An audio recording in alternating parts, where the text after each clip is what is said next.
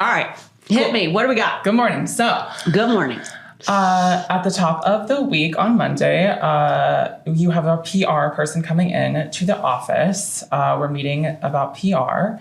And then after that, we have you were going back on the Rapid Response podcast. So you've recorded that last year and they wanted to have you back as like kind of a celebratory taping. So you're going to be doing that. And then I think this probably has to move, but the growth milestones, I think we're probably going to have to shift that to another date time. Yeah. You also have Christina Bryant as an introductory call. Yeah. And then, you actually have a big event that night. There's a bunch of other meetings, but you have a big event that night at Hudson Yards for the set. So you're going to do a little private event there. This is the 10th. This is the 10th. Mm-hmm. So you have a meeting, you have like a big event. And then the next day, you have the weekly executive meeting. You have a supply chain meeting. You have the Vice Media monthly meeting and the weekly business review. And then another thing that probably can't say out loud, I would assume. Yeah.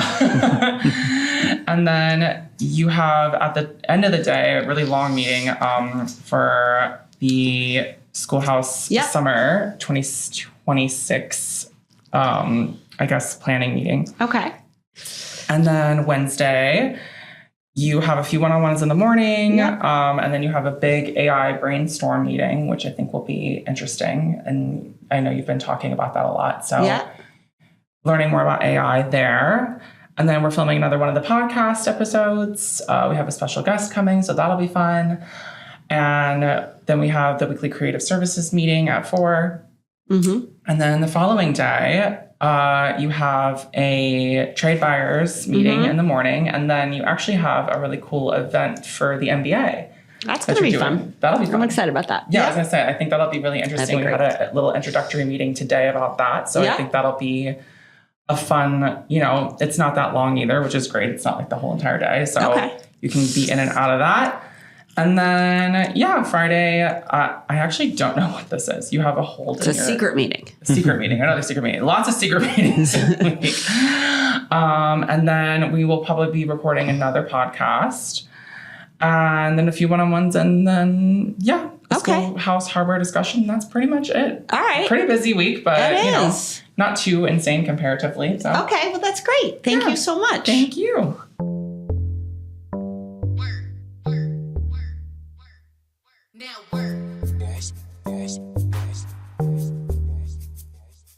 So welcome back to Work. This is our podcast. You can find it and watch it on YouTube, or you can listen to it wherever you listen to podcasts. So big shout out to the Lemonada group. They put this thing on with the help of Jess and Sarthik. So we're happy to be here. We are talking about a bunch of things today. We are going to be talking about work. Obviously, we'll talk about current events. We will have a teaching segment where either I'm trying to learn something or I'm helping you learn what I know, which is probably not right. And then we will do things we're thinking about and working on. And that's probably about it, right? Yep. So starting this episode, we're in the middle of March. March is like the hump month. I don't know how else to say it. Like, it's not quite winter and it's not quite spring. You're kind of itchy for the season to change. You might be feeling a little bit dark from January and February. I know I've been feeling dark. This has been a tough winter on the East Coast. And I think, even if you're on the West Coast, you live in Los Angeles and you're dealing with what's happening, it's just been a heavy, heavy couple months. And I think everyone is ready for spring. It was 50 degrees last weekend, or maybe it was, I think it hit 62 actually. Yeah. And reminded teas. Oh, it was like teas. I remember going to school in Maine and like the snowbanks would like just barely start to melt. And I'd be wearing flip-flops and shorts and, you're just like, summer's here and it's 60 degrees. It's so nice. So anyways, I think the great thing about spring coming is that hope is ahead, and it's a new season and it's a change. And even though the winter felt dark and cold or wet or difficult, you see the blossoms of new things growing. And I think that's always something incredible to stay hopeful about and focused on. So things that I'm thinking about, tips and tricks. So I'm going to give a GPT tip today. So I'm going to OpenAI next week, which this week, actually, I'm going to OpenAI. I'm very excited about it.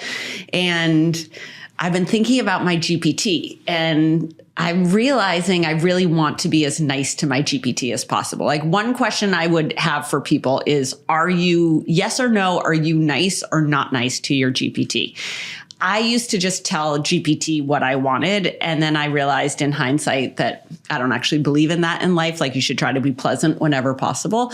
So I have started conversing with my GPT before I ask GPT to do things for me. And GPT likes it. Yeah. And then when GPTs take over the world, I feel like they're going to just sort people by who's nice to GPT and who's not nice to GPT. And I'm hoping it's like Santa. I'm hoping GPT puts me on the nice list. So I think that's a great thing. I used GPT this morning. I think you can set up a feed for this actually, but I just do it manually, where I had GPT summarize all sorts of articles, which was great for me. So I did Business of Home, I did Adweek, I did Domino, I did Arc Digest, and it was so fast. It amazes me how quickly it delivers things. So I felt smarter and more efficient this morning because I used GPT and was nice to my GPT. So I felt like I was doing a good job connecting with someone. So my tip of the week is to be nice to your GPT. Now work. What do you want me to call you? What do you go by? Queen, generally. I like... Respond to Queen. Just joking. Jody. Jody's perfect. Okay, so Jody's perfect. Tell our people here about Jody. Oh, my. Okay, so... I define myself, I would say, first of all, I'm a mom and a wife and a sister and a daughter and all of those great things. Mm-hmm. I've always wanted to be a clinical psychologist since I was in grade 10. So I grew up in a little town called Viking, Alberta, Canada. Okay. And it's home of the Sutter brothers. So there's 7 boys, 6 make the NHL. So I tried to marry one, didn't work out. The Sutter brothers. Okay. You know this. Daryl coached for, they all, 6 of them played in the NHL.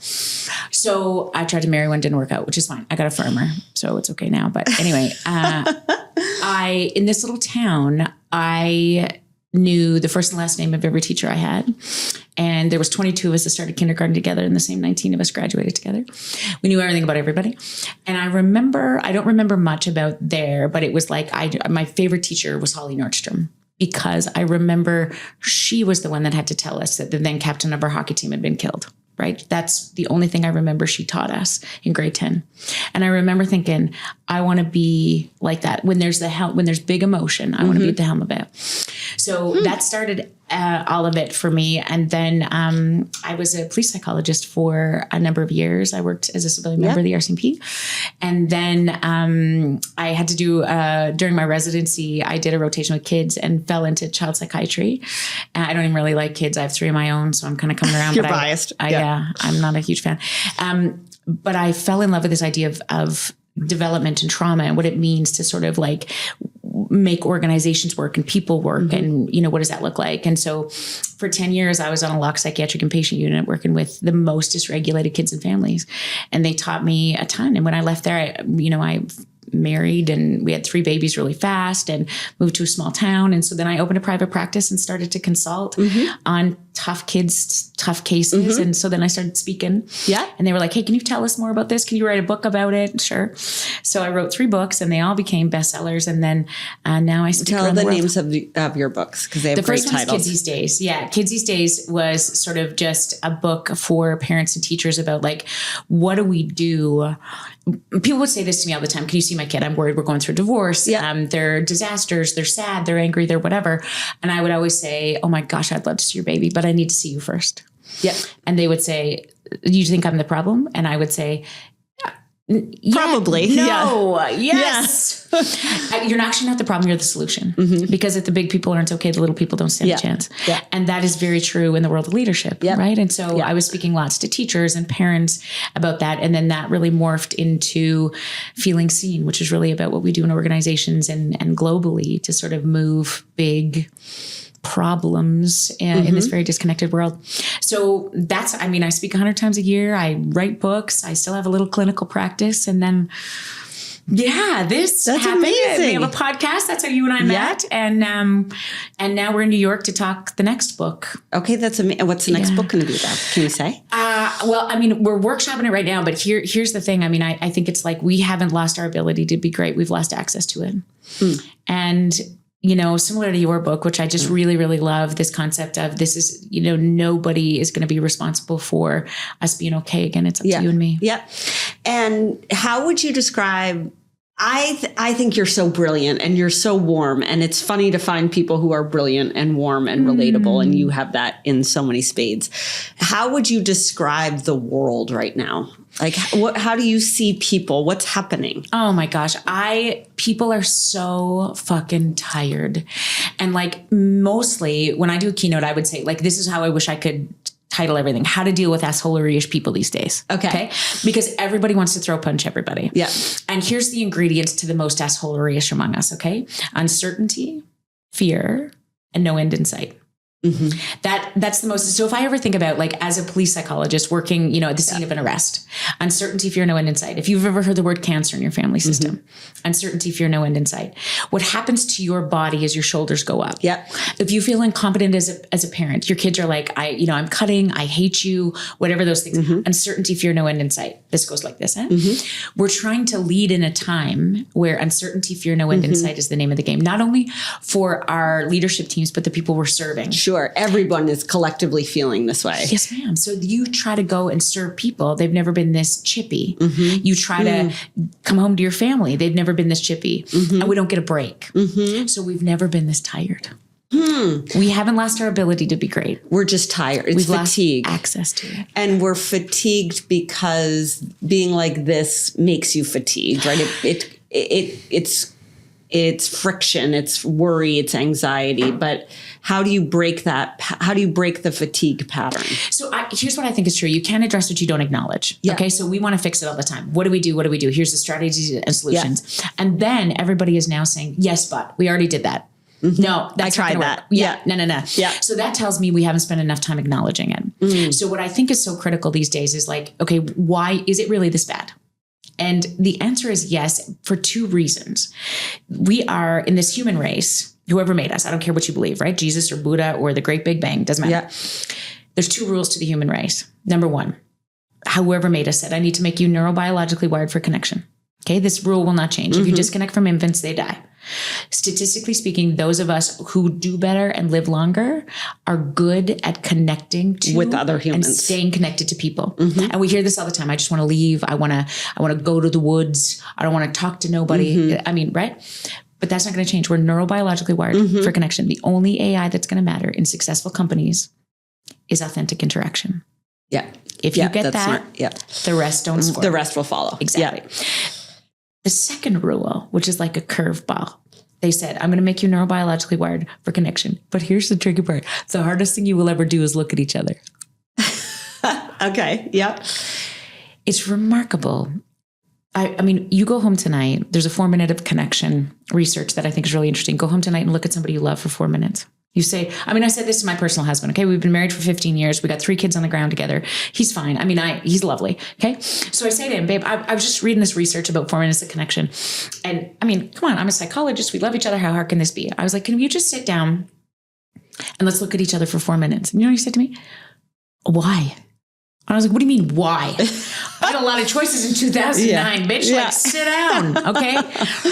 And he's a scientist by training. And so he says to me, okay, fine. But we have to use, I'll get a timer. Okay. I want to be precise. I don't want to do this 401. Go over the 4 minutes. So we start and he calls a timeout, like a big T. I was like, I can't do it. Wait. He said to me, I just have a couple questions. What are you looking for exactly?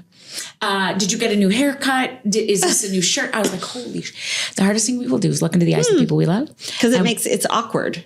We've never had so many opportunities to look away. It is estimated that our great-grandparents looked at their children 72% more of the time than we look at our babies today. Interesting. 72. So I heard, I mean, in the first few episodes of this brilliant podcast, you're talking about millennials and, vacation time and how people sort of don't step into things. Listen, I think what bothers me a lot is sort of labeling people based on when they've been born, because I think what we get away from I think it's lazy. is the capacity that we all have the ability to be great. Yeah. We now have to understand, particularly in this world of leadership, of parenting, that we're playing by a different set of rules than this world was set up to follow. Right? So if you think about, we never had this much noise. So as I'm sitting in front of you, my phone is two steps away. My Apple Watch is buzzed. Yes. Everything. This is like a cortisol shooter strapped to here. And everybody that I love most, more than you, more than anybody in this room, is accessible to me right here. My ability to not look at this, if it's a buzz, I'm not that good. Yeah. Yeah. Doesn't matter how, we're sitting in New York as this is being taped. I'm watching the sunset. This could not be more magical. But if something happens with my babies. You want to look. So we're not that good. And so our capacity to stay connected and look at each other has been significantly compromised. And we used to have the ability. I mean, you think about. But you're saying it's true. It's not just with strangers or with acquaintances. You're also saying it's true in your own family. Everyone's family. God. Like that. The hardest thing you will do is look into the eyes of the people you love. Yeah. Yeah. Okay. And that's true in any other place when we're exhausted and tired and overwhelmed. You're best when you've rested. You're best when you feel competent. Think about where your eyes are if you're in the middle stages of grief. Yeah. If you've experienced a significant amount of trauma. Yeah, your eyes are just always down. They're down. Yeah. And when you feel overwhelmed and exhausted, this generation of kids has never been this sleep deprived. And neither have we. So one of my favorite books of 24 it's called The Anxious Generation by John Haidt. And he said, I want you to think about this. Kids have never been more sleep deprived or attention fragmented. And you don't lose your ability to be great. You lose access to it when you're tired, right? You've seen a toddler miss a nap. You see it in yourself. Everybody knows it. Right. Yeah, you get bitchy. Yeah. And so we know at the end of the day, after we've served in, people and companies and done great things, at the end of the day, I feel like I've earned the right to be tired. To learn how to launder money in the Ozarks. Yes. You understand? 100%. Like, I want to watch some Dateline series where some chick's going to get murdered in Tallahassee, just to calm myself down. 100%. I need perspective. Somebody's got problems bigger than mine. And I know I'm going to be better if I go to sleep. But there I am at 2:00 in the morning, just one more episode. Yeah. Well, my personal husband, you think about the size of the bed that your grandparents slept in. Yeah. They had to figure their shit out, My personal husband and I, we got a king size bed. Yeah, 100%. You don't have your feet don't have to touch. Yeah. No. Yeah. And he's watching Breaking Bad and I'm watching some drug show. And, we high five because we've successfully procreated. We're good. And the idea is, in order to stay together, there is the you have to stay connected. Yeah. That's interesting. To not just look. But and how do you apply that to work? Like, how would you one of the things I observe is one, people are super conflict avoidant at work. 2, people are pretty miserable at work. Oh man. And I don't know. I love to work and I can be miserable at work, but I love the solving of a problem and the learning of it. But how do people in fear, uncertainty, and an unclear timeline, how do people feel more secure? Like, what can they do to feel more secure and happy at work or more connected? There has never been a more important time to develop relationships at work than there are in this moment. 70% of all people would say across industry right now that they don't have a friend at work. 70% don't have a friend at work because they don't trust each other because everybody's an asshole and chippy, or that. And we've come fresh off a generation that would say work-life balance is so critically important. Now work. All right, so let's move it into current events. There's so much happening in current events. Okay, so we're back to the government. It's impossible. It's so funny. Like in Trump's first term, all the media was like, oh my God, we have so much to talk about with Trump. We have so much to talk about with Trump. We have so much to talk about Trump. That was like the hold my beer moment for this administration. Like people thought they had something to talk about last time. Last time there was nothing to talk about. Now there is actually substantive things to talk about. So obviously all these emails are flying around the government around around work justification and, what are you doing? Describe what your job is, blah, blah, blah, blah, blah. This actually reminds me of people we have here that are like work studies and what are you doing? So, here's what I would say about it. One is, I don't know why, but there's something vaguely insulting when someone sends you an email to write an email about what you're doing all week. I don't know why that is. And I actually don't know that it's right, but I do think that's how people feel. Like if my boss was to send me a note and is like, what'd you accomplish this week? I would be a little bit like, don't you already know?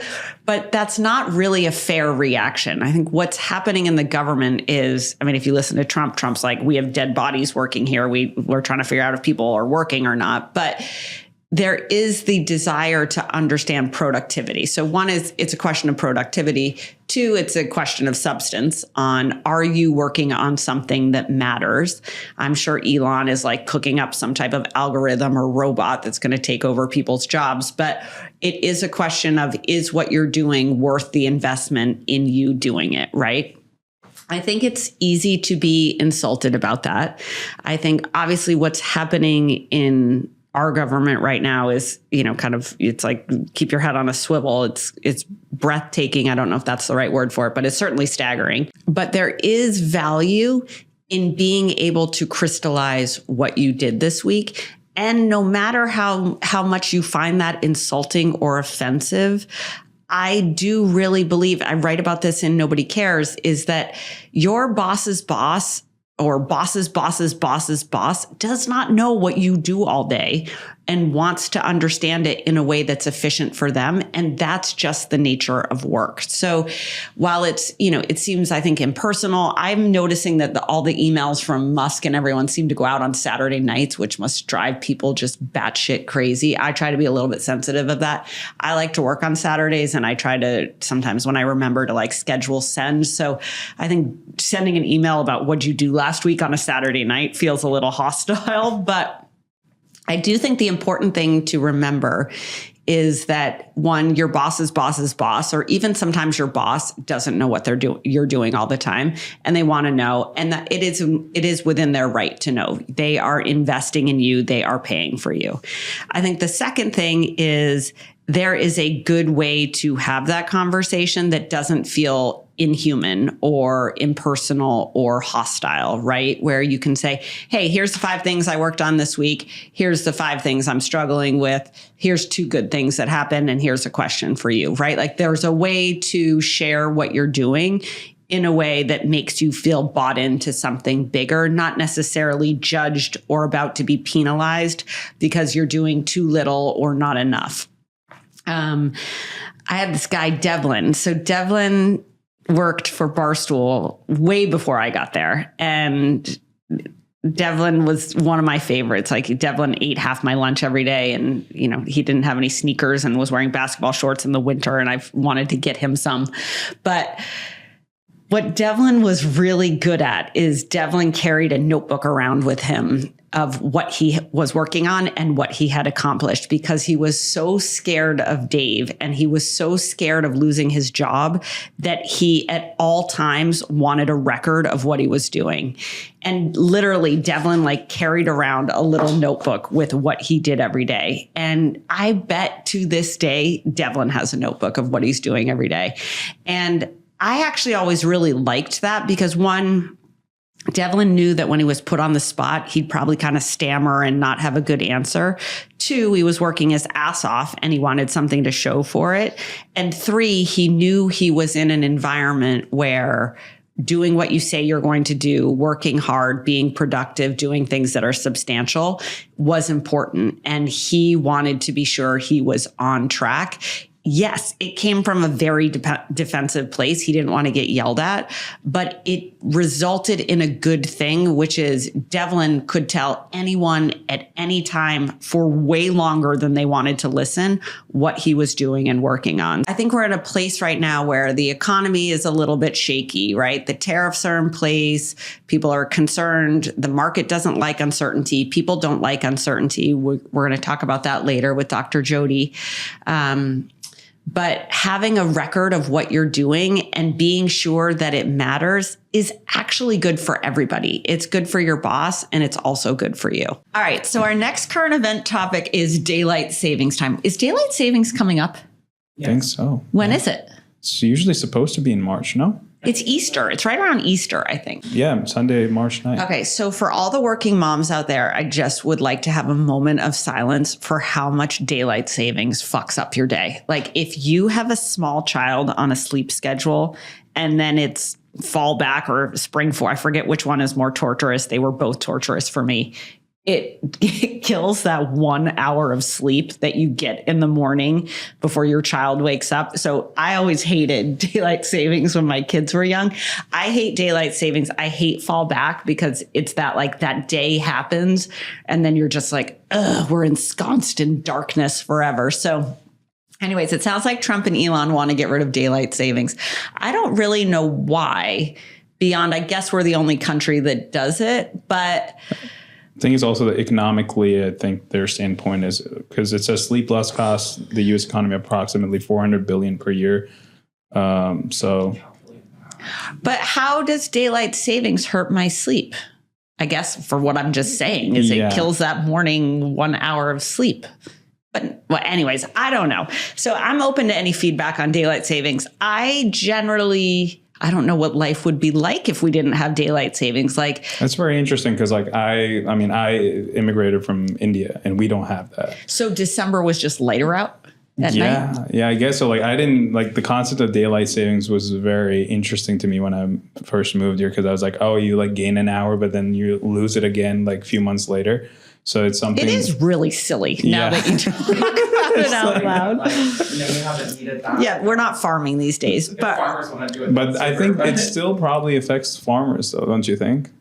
well, it's dark out. Like the whole thing is like it's darkness. So it's like you lose an hour of productivity or you gain an hour of productivity. I think it's to maximize the work in daylight hours is what I would guess it's for.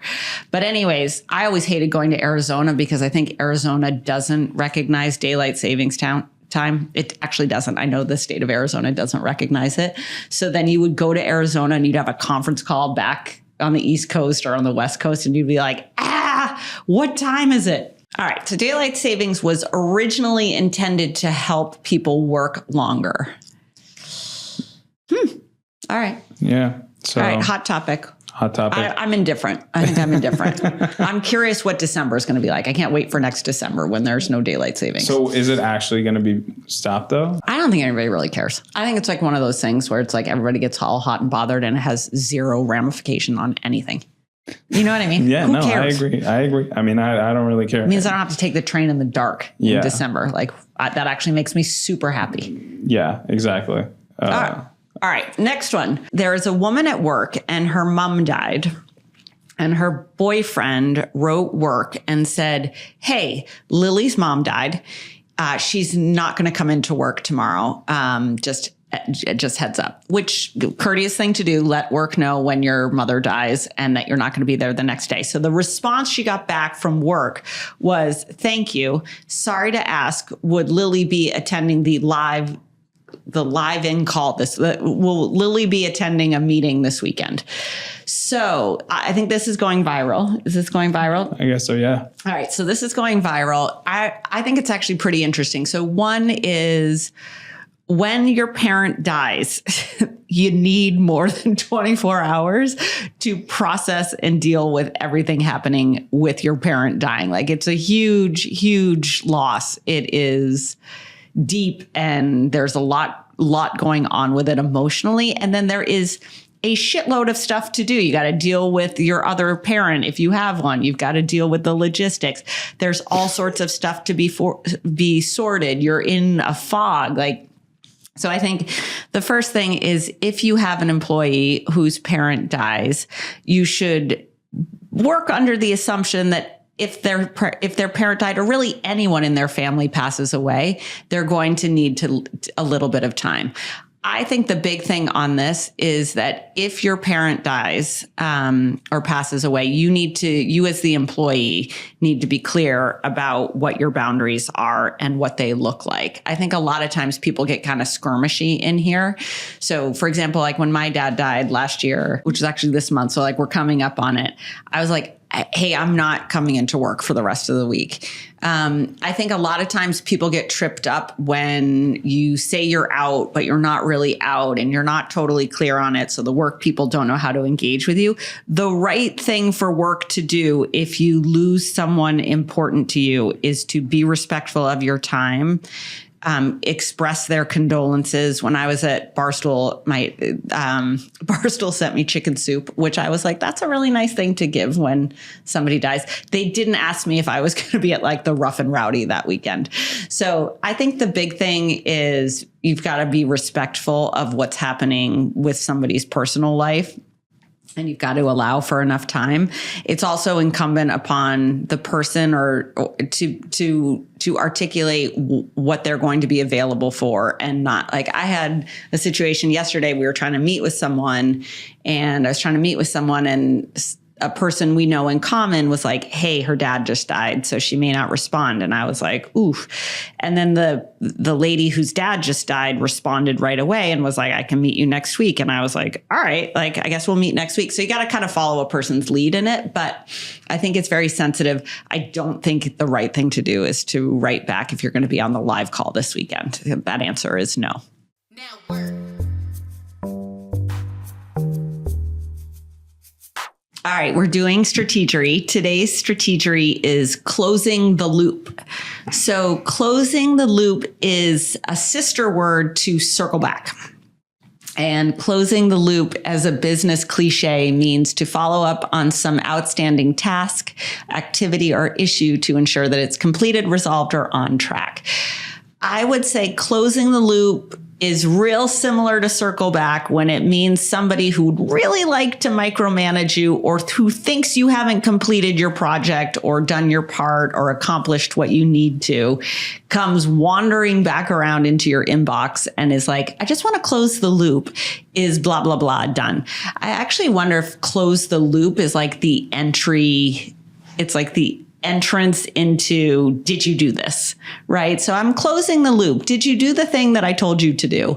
Is really how I think about closing the loop. Sometimes you just wish somebody wouldn't say close the loop and just straight up say, did you do the thing I asked you to do? That's my biggest thing with the Strategery words is just say what you mean. Like, I was reading something this morning. We were going through like an FAQ on something. And I was like, oh my God, can we just use normal words and say what we mean versus like, let's close the loop with our team members. I'm like, we don't have team members. We have people. Like we're going to talk to this person. You know, we're not going to close the loop with a select number of team members. We're going to just talk to a few people is another way of saying that. So I think I've said this before on this show, but one of my favorite things to do at a restaurant is when I look at the menu, I try to think about what the marketing words are versus like really what this means. So like when I read the menu, it'll be like, blah, blah, blah, blah, blah, blah, blah. And I'm like, okay, this is chicken with some lettuce with it. You know what I mean? Mm-hmm. Or like, this is cheese and bread. And Strategery words are the same exact way. I tend to think that people would be better off at work if they just used straight up plain English. I say that and I'm actually like, I'm not sure you can actually say that phrase, but what I mean by it is people should just speak plainly. I think speaking plainly and using common sense are two things in great shortage in companies for good reasons. And so that's how we're going to close the loop. Now work.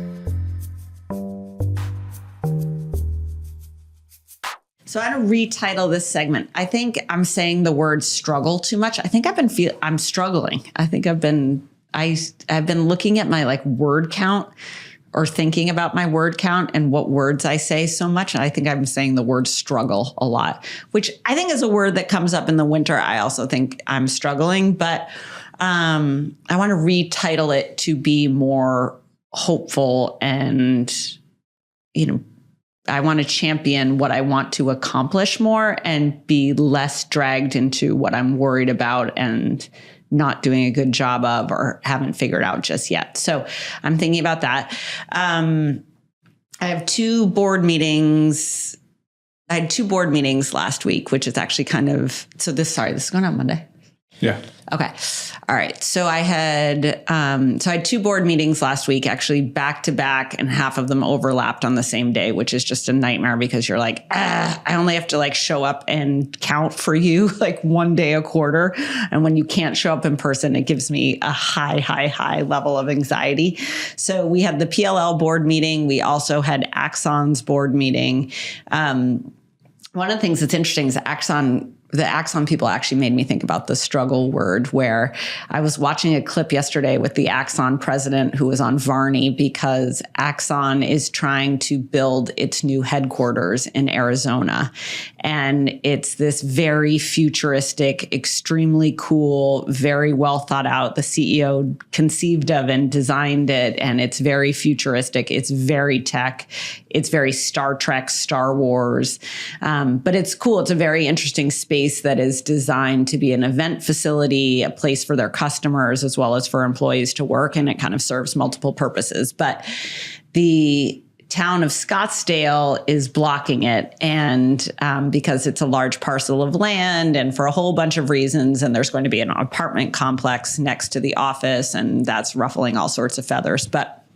So I was watching the president on Varney, and he kept being like, "We're going to take it to the paint." And I think taking it to the paint is a really great attitude and a really great phrase. And I think sometimes, myself included, and especially, get caught in like, "Ooh, well, what will happen?" And I hate to hurt someone's feelings, or I don't want to do the thing. And it's. If you're wanting to make change in your life and you're wanting to make change at work, you got to have a take it to the paint moment. And take it to the paint is a great attitude. I think it's positive. I think it's a basketball term, actually, if it's right. It's to the end of the court. But so I have 2 board meetings this week. I want to take it to the paint on both of those. One habit I've tried to get into with the board stuff is to have a pre-call so that I know what the dynamics are and what's happening and what are people worried about. 2 board meetings couldn't be more different, right? So the Axon board meeting will be in San Francisco. I'm really excited about it. We're going to see OpenAI. There's going to be a whole bunch of stuff happening. They are on the cutting edge of so many things. And also their stock is ripping. So it's, a great front row seat and a great way to participate in a company that, I think is really high integrity and on the precipice of doing really interesting things. And then you've got the PLL. They've just launched the Women's League. They're thinking about their Champion Series. They've got their season coming up this summer, late spring, early summer. And they're thinking about how they grow and take it to the next level. Both companies facing adversity, both companies facing challenges, both companies caught in great positions or established in great positions and caught in bad places. And that's kind of the nature of work. And for me, I'm very excited to get out of New York and kind of get a breath of fresh air and go get some perspective and sit in other rooms and think about other people's problems beyond my own. So that's what I'm thinking about this week. I also had my lips tattooed last week. So that was the big news last week. I don't know why I decided to do that. I don't know. Did it hurt? I don't know what. Yeah, it was very excruciating. It sucked. But I was like, I hate wearing lipstick. I hate putting makeup on. I'm the laziest creature on the planet. I want to wake up as late as humanly possible and go to work. And maybe if I tattoo a lip color on, I'll look a little better. So it was a very interesting experience. It takes an excruciating amount of time. And I looked like I had insane plastic surgery for about 4 days. I looked like a bubble on my face. And then I also realized, back to the Ayers traits, I realized how big my lips are. And then I was like, those things might have been better if they had a little less color on them. So that's the stupid Erika-ism of the week. Glad I learned about it. Super interesting. I didn't know you could do that. I didn't know you could do that. I didn't either, right? So it's interesting. I knew about the eyebrows. What's that? I knew about the eyebrows. I knew you could do the eyebrows, but I didn't know about the lips. And then I went in there and I was like, oh, you can do your lips. And then I was like, why not? Now work. We're going to leave you with some voicemails. Thank you to all the voicemail people. If you would like to leave us an exit interview or voicemail, you can call 1-866-85-ASK-ERIKA. That's 1-866-85-ASK-ERIKA or 866-852-7537. And thank you. That's it. Perfect. Oh, and subscribe and rate and review. We would be very grateful. Hey, Erika, big fan. So I don't have an exit story, but I do want to ask a question about how you balance being the CEO of Food 52 and serving on a bunch of boards and also being a media personality and creator yourself. Was that a conversation that you had going into your current role at Food 52 and with your boards? How do you balance the sort of, day-to-day duties of being a leader, but also having time to have a podcast and make appearances for your book and write a Substack? How is that sort of negotiated at your workplace? And how do you talk to the Food 52 board about it?